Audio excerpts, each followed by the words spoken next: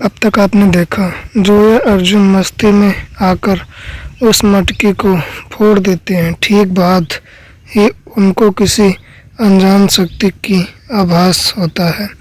घर जाने के बाद अर्जुन एक काला साया खत्म कर देता है और दूसरी तरफ जोया को किसी औरत के हंसने की आवाज़ आती है। अब आगे जोया को ये आवाज़ सुनकर बहुत डर लगा और उसका शरीर अंदर तक कांप उठा। उसने हिम्मत करके बेड के नीचे देखा जिसमें भयानक कपड़ों वाली औरत और जिसने काले कपड़े पहन रखे थे उसको देखकर भयानक अंदाज में मुस्कुरा रही थी। तू नहीं बचेगी जोया। डरकर कमरे से बाहर निकली तो बाहर की सारी लाइट बंद हो गई। उसको ठीक से कुछ भी नजर नहीं आ रहा था, लेकिन वो हिम्मत करके एक दूसरे कमरे में चली गई और बेड पर बैठकर अपने आप को छिपाने लगी। कुछ देर बाद शाम हो गई। अंधेरा होना अभी शुरू ही हुआ था। निर्भया अपनी स्कूटी से लौट रही थी। समझ क्यों नहीं आता कि अर्जुन आज कॉलेज क्यों नहीं आया। कॉल का जवाब भी नहीं दे रहा। मुझे उसके घर जाकर देखना ही पड़ेगा। ऐसा कहकर उसने स्पीड बढ़ा दी।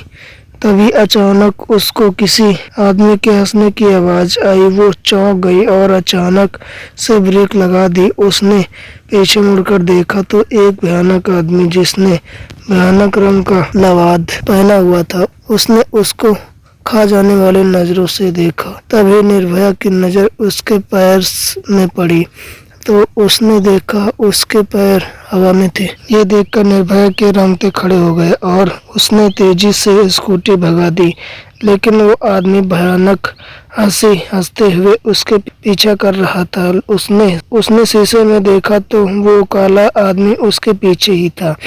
उसके हंसने की आवाज़ बढ़ती जा रही थी।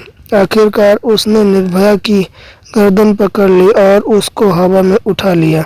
निर्भया अपनी स्कूटी से कुछ कदम दूरी पड़ी थी।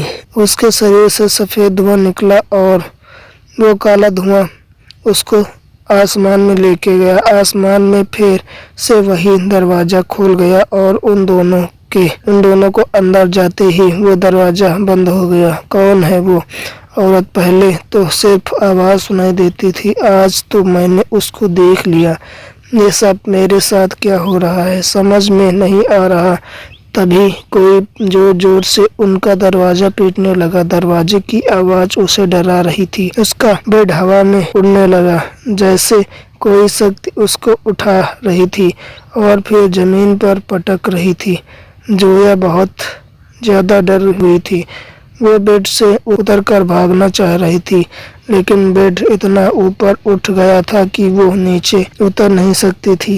कौन हो तुम? तभी दरवाज़ा एक झटके के साथ खुल गया। रिहान अंदर आया और जैसे ही उसने बेड को हवा में देखा तो उसकी आंखें फटी की फटी रह गई। वो जोया को जल्दी से कमरे से बाहर ले गया। रिहान ने जोया को कार में बैठाया और अपने घर ले गया। जोया, ये सब क्या हो रहा है?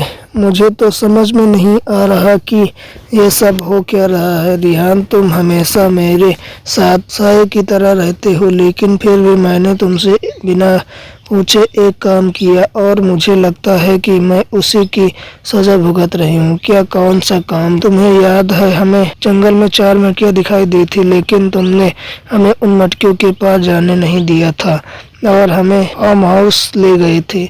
हाँ याद है। क्या हुआ? पर उसका क्या? तुम कहना क्या चाहती हो? ठीक से कहो जोया, जो कहना है साफ साफ कहो। तुम्हारे सोने के बाद हम तीनों वहाँ पर गए थे और हमने अपनी मस्ती में आकर उस मटकी को फोड़ दिया और तभी से हमें ये आवाज़ें आ रही हैं। जोया, मैं बस यही चाहता हूँ कि तुम किसी मुसीबत में ना पड़ो, इसीलिए थोड़ा रोक टोक करता हूँ। मुझे माफ़ कर दो। शायद अब मैं भी नहीं, कुछ नहीं होने दूंगा मैं तुम्हें। तुम अभी मेरे साथ चलो। तुम्हें अच्छे से पता है कि मैं तुम्हें परेशान नहीं देख सकता और ना ही छोड़ने का मन है। तुम बस मेरे कहने के मुताबिक करो और कुछ नहीं। रिहान ने जोया को कार में बिठाया और दोनों उसी जगह पहुँचे वहाँ पर वही 3 तांत्रिक और आदमी मिले। कौन हो तुम लोग? यहाँ किस लिए आए हो? पहले मुझे ये बताइए कि आप लोग इन मटकियों के पास क्या कर रहे हैं? ये मटकियाँ नहीं, मौत की मटकियाँ हैं। किन लोगों ने तोड़ा है? हम उसी बारे में सोच रहे हैं। ये सुनकर वो दोनों परेशान हो उठे और रिहान बोला, इन मटकियों को हमारे दोस्तों ने तोड़ा था। बेवकूफ़, ये क्या किया तुम लोगों ने? देखो, हमारे दो दोस्त मर चुके हैं और जोया के साथ अजीब चीज़ें हो रही हैं। अब आप प्लीज़ बताइए कि इन मटकियों में आखिर था क्या? क्या एक अघोरी ने 3 वर्ष की तपस्या करके चंद्रग्रहण की रात को काली दुनिया का दरवाज़ा खोला था?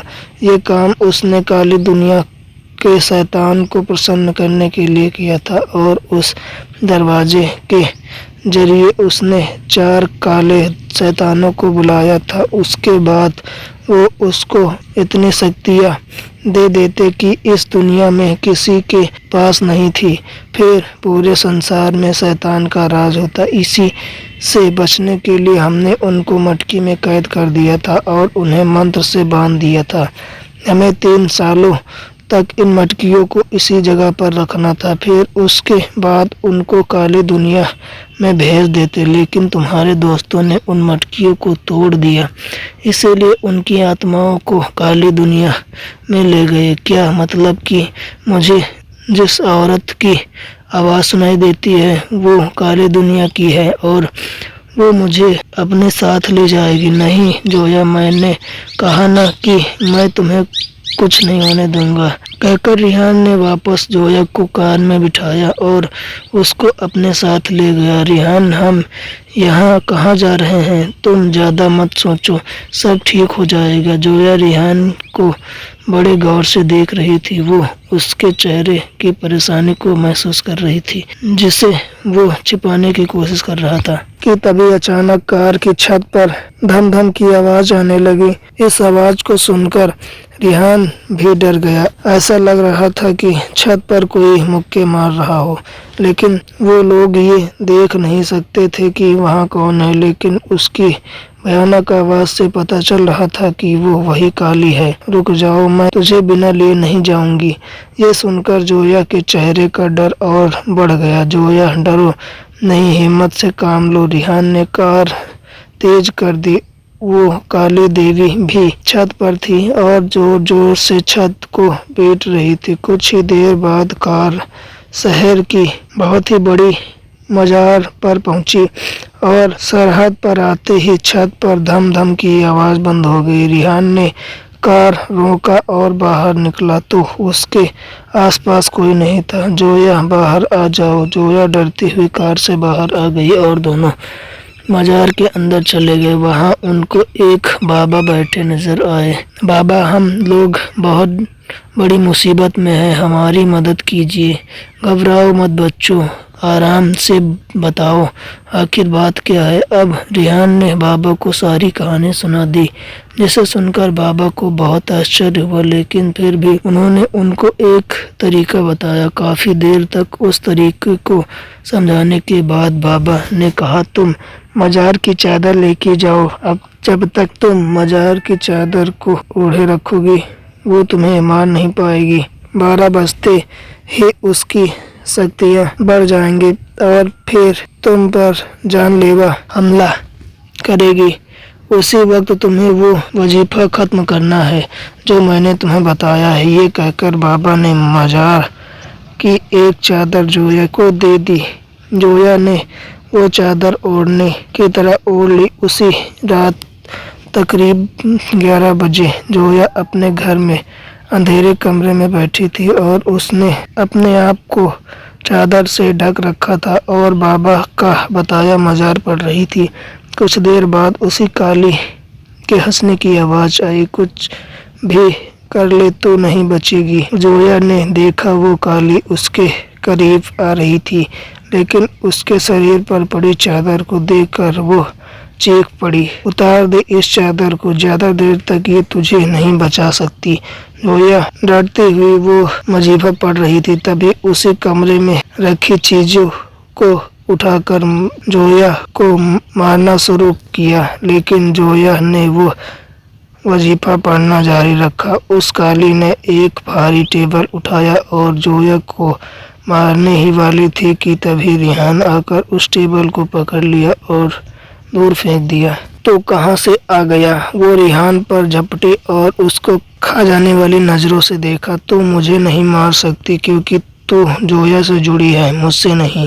हाँ, लेकिन तुझे चोट पहुंचा सकती हूँ। ऐसा कहकर उसने रिहान के ऊपर तेज नाखूनों से हमला करना शुरू किया और उसका चेहरा लहूलुहान कर दिया। रिहान की हालत खराब हो गई, लेकिन उसने काली को अपने ऊपर से हटाना ठीक नहीं समझा। तभी 12 भी बज गए और वो काली रिहान के ऊपर से हटी। अब तेरा आखिरी समय आ गया है। जोया को अब पता चल गया था कि ये चादर नहीं बचा सकती उसको। काली जोया को करीब पहुंचने ही वाली थी कि तभी जोया अपने ऊपर से चादर हटा दी। जोया के गोद में छोटी सी मटकी थी जिसे उसने अभी तक छुपाया था।